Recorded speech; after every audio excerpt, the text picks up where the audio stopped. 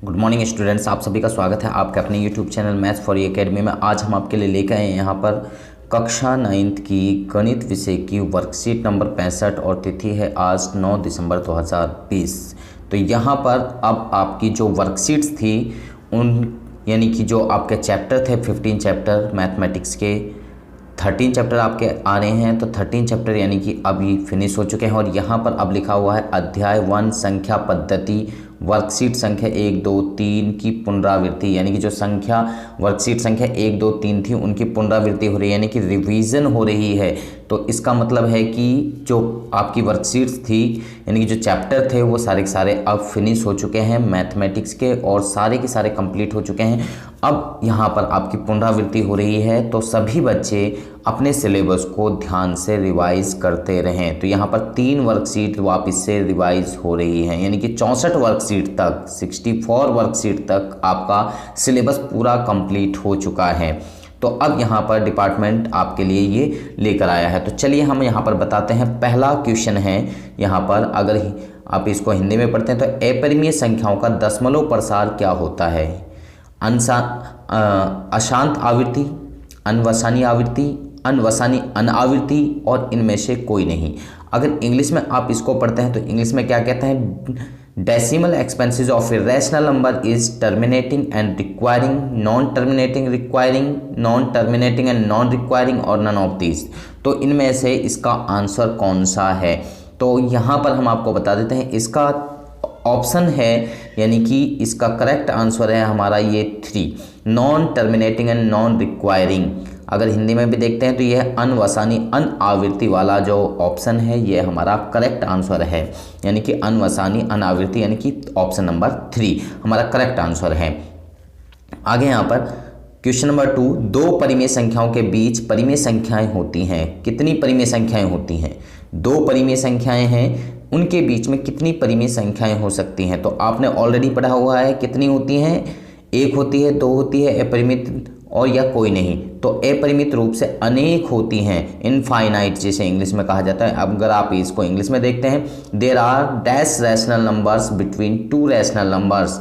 तो इनफाइनाइट कितने? Infinite numbers rational numbers होते हैं किन्हीं 2 नंबर्स के, किन्हीं 2 रैशनल नंबर्स के बीच में कहा जाए, इंटीजर्स के बीच में कहा जाए तो इनफाइनाइट मैनी रैशनल नंबर्स होंगे। आगे आप इसको हिंदी में तीसरा क्वेश्चन देखिए। तीसरा क्वेश्चन है 22/7 को दशमलव रूप में लिखने पर क्या लिख सकते हैं?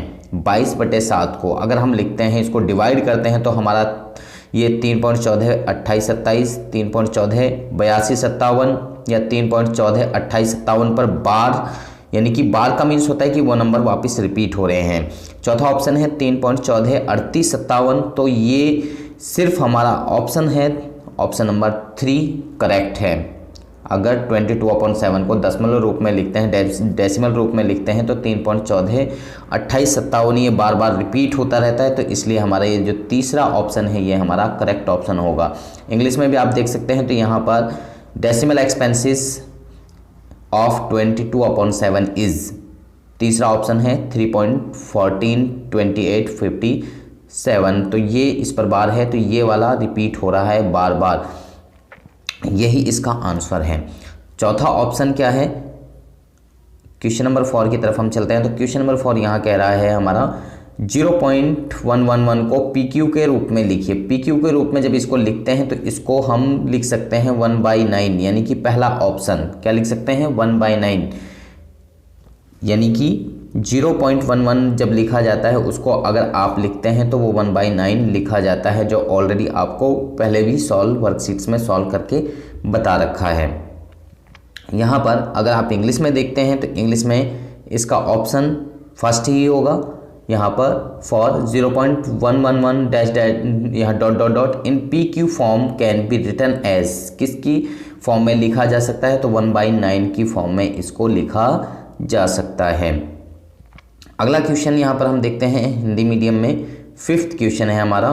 यहाँ पर 5th क्वेश्चन है 0.32 पे बार को PQ के रूप में लिखिए। या 3 पे बार नहीं है, सिर्फ ओनली 2 पर बार है, तो इसको कैसे लिखा जाता है?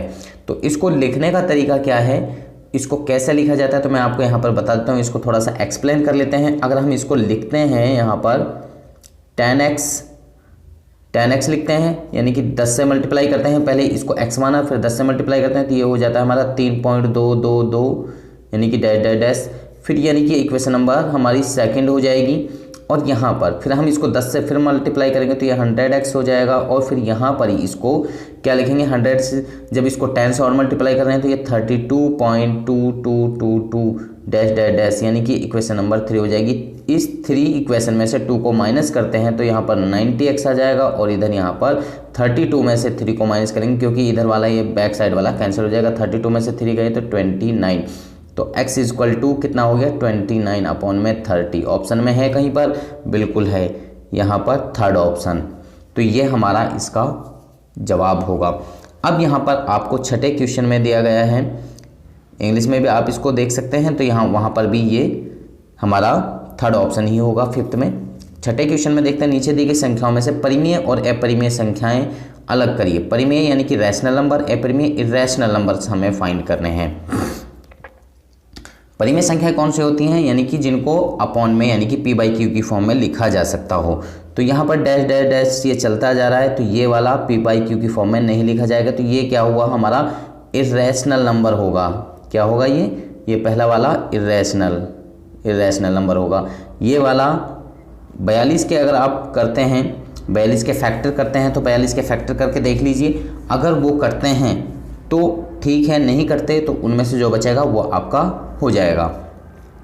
तो अगर आप इसका डिवाइड करते हैं, 2 से डिवाइड करेंगे 21 आ जाएगा और 3 और 7 आएगा, तो यानी कि ये कंप्लीट नहीं हो रहा है, यानी कि उसमें से अगर हम कुछ कॉमन लेते हैं फिर भी वो वहाँ पर बचेगा, तो ये भी हमारा क्या है इर्रेशनल नंबर ही होगा।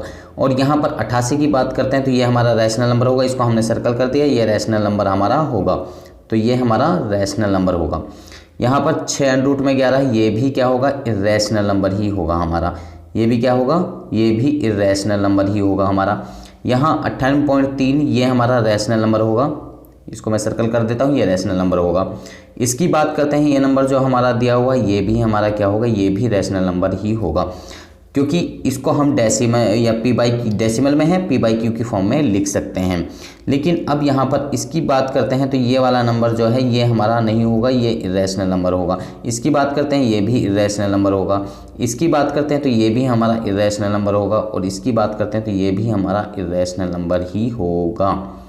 तो मुझे लगता है कि सभी बच्चों को ये जो हमने अभी ऑप्शंस बताए हैं सभी को समझ में आ गया। जिन पर सर्कल किया है वो हमारे रैशनल नंबर हैं, और जिन पर हमने सर्कल नहीं किया वो हमारे इर्रेशनल नंबर हैं। आगे यहाँ पर क्वेश्चन नंबर 7 है। यहाँ पर a = 0.06 पे बार है, यहाँ पर दोनों पर बार है, यहाँ एक पर बार दिख रहा है ये, लेकिन ये दोनों पर बार है, को p q के रूप में दर्शाइए। p बाई क्यू के रूप में जब इसको दर्शाते हैं तो इसको हम क्या लिख सकते हैं, तो मैं आपको यहाँ पर बता देता हूँ। इसको हम लिख सकते हैं, यहाँ पर इसको हम लिख सकते हैं 0.6 पर बार है जो ये,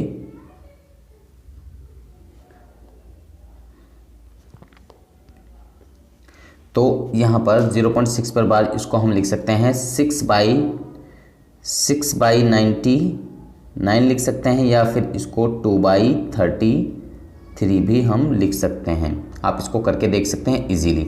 अब यहाँ पर आगे कहा गया है कि आपको यहाँ अगला क्वेश्चन कहा जा रहा है, ऐसी 2 परिमेय संख्याओं का उदाहरण दीजिए जिनके गुणा करने पर प्राप्त हो एक परिमेय संख्या। 2 अपरिमेय लेके चलनी है, यानी कि 2 इर्रेशनल नंबर लेके चलने हैं और उनको परिमेय प्रूव करना है, यानी कि उनका जो गुणनफल होगा यानी कि मल्टीप्लिकेशन जो होगी वो परिमेय होगी।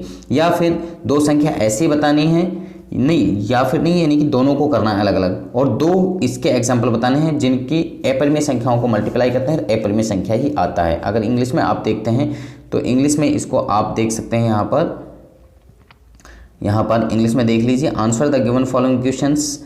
First, given examples of 2 irrational number whose product is a rational number. 2 irrational नंबरों की मल्टीप्लिकेशन करनी है और उनका मल्टीप्लिकेशन जो है रैशनल नंबर आना चाहिए।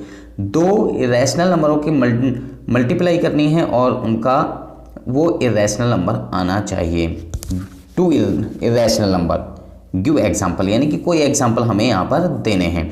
तो चलिए हम यहाँ पर एग्जाम्पल आपके लिए दे देते हैं कि एग्जाम्पल्स क्या होंगे। अब हमें परिमेय अपरिमेय फाइंड करनी है, यानी कि दो अपरिमेय संख्याओं को मल्टीप्लाई करने पर अगर हम दो इरेशनल नंबर लेते हैं और उनको मल्टीप्लाई करते हैं तो क्या आएगा। तो यहाँ पर मैं आपको बता देता हूँ। यहाँ पर सबसे पहले अगर हम एक नंबर लेते हैं √8 और दूसरा लेते हैं गुणा में √2, इनकी अगर हम मल्टीप्लाई करें तो कितना होगा। तो इसको अगर मल्टीप्लाई करते हैं तो कितना होगा, तो यहाँ पर इसका हो जाएगा √8 को लिख सकते हैं 2 में 2 लिख सकते हैं, और ये गुणा में √2 है ही। इसको अगर आप मल्टीप्लाई करेंगे √2 की मल्टीप्लाई करते हैं 2 हो जाता है, तो 2 गुणा के 2 कितना हो गया, 4 हो गया। तो 4 क्या है, हमारा रैशनल नंबर है। तो ये हमारा प्रूव हो चुका है। तो 4 हमारा रैशनल नंबर होगा, ये हमारा रैशनल नंबर होगा। आगे यहाँ पर दो इरेशनल नंबर लेने हैं और उनको इरेशनल नंबर ही प्रूव करना है। तो यहाँ पर हम एक एग्जांपल ले लेते हैं। जैसे यहाँ पर हम ले लेते हैं √5 और गुणा के √2। इनको हमने ले लिए, दोनों इरेशनल नंबर हैं। इनको मल्टीप्लाई करते हैं तो √10 में 10 आता है, और √10 क्या है हमारा, √10 यानी कि √10 जो है वो हमारा क्या है, इरेशनल नंबर है। ये हमारा क्या है, इरेशनल नंबर है, जिसको हिंदी में अपरिमेय कहा जाता है, इसको परिमेय कहा जाता है। तो ये हमारा परिमेय हो गया, ये हमारा अपरिमेय हो गया। अब यहाँ पर आगे आपसे कहा जा रहा है एक क्वेश्चन और आपको दिया जाए, rationalise the denominator of 1/8। Rationalise करना है, और हिंदी में क्या कहते हैं इसको, हिंदी में हम आपको बताते हैं, इसको कहते हैं हर का परिमेयकरण। क्या कहते हैं, यहाँ पर हिंदी में आप देख सकते हैं C 1/√8 में हर का परिमेयकरण कीजिए, हर का परिमेयकरण कीजिए। तो यहाँ पर हर का परिमेयकरण कैसे करते हैं तो मैं आपको बताता हूँ। 1/√8 आपने लिखा जो आपको क्वेश्चन दिया हुआ है, फिर आप क्या करेंगे, जो नीचे दिया हुआ है हर यानी कि डिनोमिनेटर, उसको ऊपर मल्टीप्लाई करना है और नीचे भी उसी से मल्टीप्लाई करना है। आगे यहाँ पर एक की अगर √8 से मल्टीप्लाई करते हैं तो √8 ही आता है, और √8 की मल्टीप्लाई करते हैं तो कितना आता है, 8 आता है।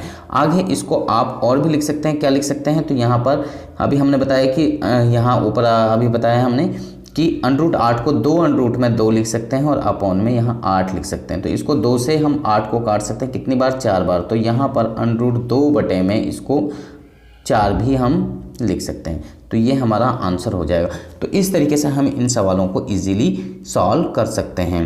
तो आगे यहाँ आपको गवर्नमेंट संदेश दे रही है, कोविड के संदर्भ में उचित व्यवहार संबंधी कैब संदेश।